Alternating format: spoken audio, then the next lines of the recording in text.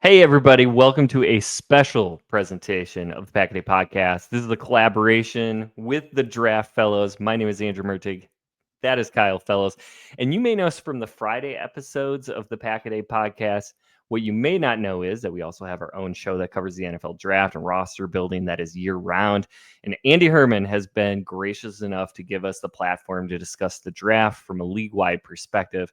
So, over the next few months, we'll be doing a series that covers picks 1 through 32, that team's biggest needs, who they should be considering at that pick, and then who we think that ultimately they're going to take at that selection. So, while Pack-A-Day has you covered for your Packers specific content, and we'll still be on Fridays, we hope you'll get a great understanding of the other 31 teams and what they're looking for in the draft and how that might shape the Packers' options. So you can check out the video of all 32 episodes on the Draft Fellows channel on YouTube, as well as our other content surrounding roster building in the NFL draft.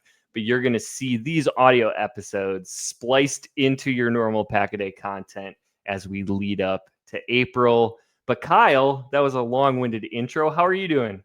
I am doing fantastic, and I think we're both pretty excited about this project. We've never done anything quite like this before, and as Andrew mentioned, this is a 32-part miniseries, and we're going to do our best to keep these episodes relatively brief, 5 to 10 minutes each max, crammed with only the best information about each team around the NFL and what they might do when they are, in fact, on the clock in April for the NFL draft. And so today we're going to start at the top of the draft board with the Tennessee Titans.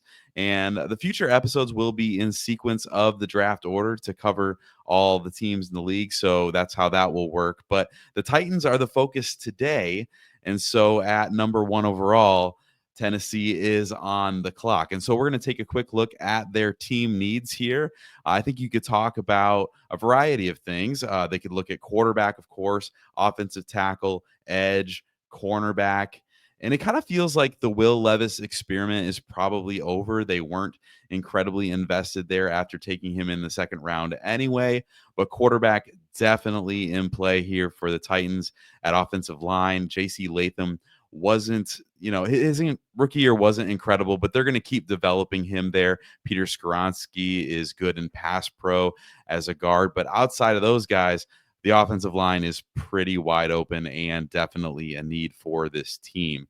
The cornerback position was beat up in 2024, but they'll get L'Jarius Sneed back next season, and Darrell Baker Jr. was kind of a nice surprise this season, but they could definitely use an upgrade at cornerback as well. At edge, Harold Landry and Arden Key are probably both back in 2025, but Key will be a free agent next season, and Harold Landry carries a $24 million cap hit. So exploring the future of the edge position is certainly an option for these Titans as well. But lots of different directions that the Titans could go as they approach the draft. Yeah, as you mentioned, lots of different needs, and that's not a surprise for a team that's picking number one overall. I do think that it's interesting because typically when you have a obvious glaring need at quarterback like the Titans do, and there are quarterbacks available being talked about at the top of the draft, it's just a slam dunk. You're going to stick and pick, and that's really all there is to it. It's like, which quarterback do you like more? But it does seem like the Titans are very seriously considering not going quarterback here. And that could mean a few different things. Could they draft a non quarterback player at number one overall, which seems like an option at this point, or could they look to trade down? And maybe one of those other quarterback needy teams decides that there is a can't miss quarterback prospect in this draft. And if the Titans don't see that value, then they could look to trade down and set themselves up really well for the future, where there may be a quarterback in a class that they really do appreciate. They could go a veteran route. They could give it another whirl with Will Levis, as unlikely as that seems. But that would be interesting. So if I'm targeting a trade and I'm the Tennessee Titans, I'm taking a look at number 3 overall, which is the New York Giants, number 6, the Las Vegas Raiders, or number 7, the New York Jets. I'm probably not willing to move down much farther past that because this class, while I think it's better than the perceptions out there, it is not particularly deep. And so at least not in what we would consider like impact starters. So it's a little top heavy. I would say there's probably anywhere between 8 and 12 prospects that teams are going to be really infatuated with. Titans don't want to fall out of that range, even though they're going to be collecting a decent amount of future assets if they do move down. If they stick and pick, of course, the targets could be Shedeur Sanders, could be Cam Ward. Those are the two quarterbacks that everybody has consensus in the top two. I do think if they go non-quarterback, it's probably Abdul Carter, the edge rusher out of Penn State. Maybe they would consider somebody like the ultra-talented Travis Hunter, who can give you impact on offense and defense. But I think it's probably going to be one of the quarterbacks or Abdul Carter if they stick and pick. So now we're going to transition over into what you predict the Titans are going to do at number 1 overall. Yeah, this is really fun. Obviously, we get to start at the very top of the board with a team that does have so many needs like the Tennessee Titans do.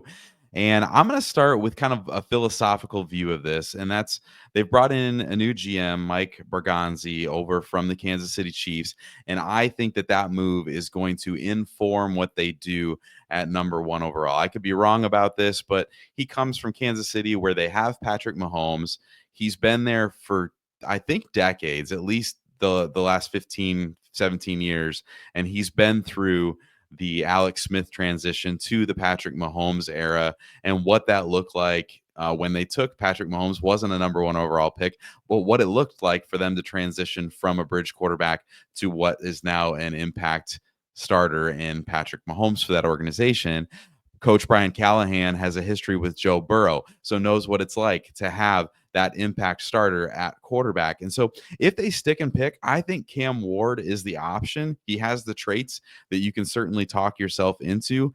Ultimately, though, I think Tennessee will potentially be self-aware enough to realize that next quarterback class 2026 has a chance to be even better than this one in 2025, and that they will likely have a high pick again. I know that that's never a guarantee, but this team has so many needs as they look to build for the future. So I really like Abdul Carter for Tennessee. I think that they would take a pure edge rusher over a pure cornerback, but with Travis Hunter being so diverse and can play both sides of the ball, I think that they'll say, let's trade down a little bit, maybe somewhere like 3, somewhere like 4, and take someone like Travis Hunter here in this situation.